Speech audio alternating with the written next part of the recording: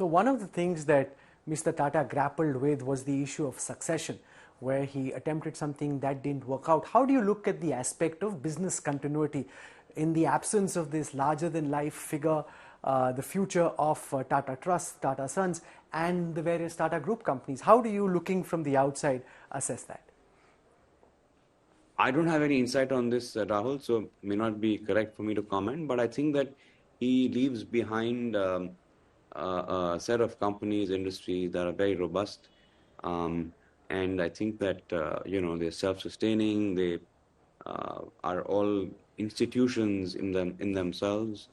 Um, I think whoever takes over, I mean, if there is such a plan, I don't know if there is, I think we inherit a great legacy and assets that an inheritor should be really proud about.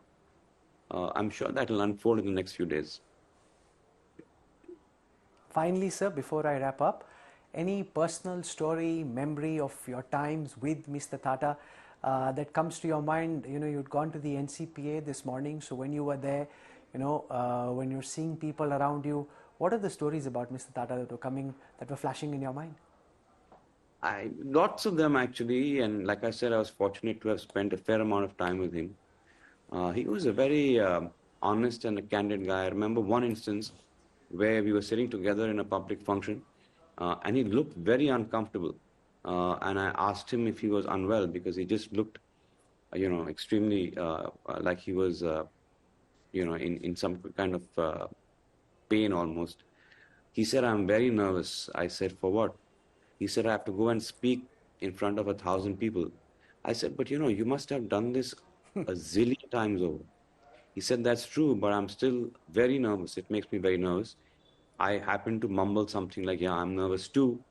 And he said, "I don't think that's true. That's true. You don't look nervous. And I have never seen you look nervous before addressing a gathering.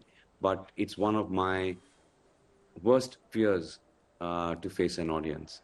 So, he was vulnerable and sort of spoke about his vulnerabilities often, which made him so much more endearing.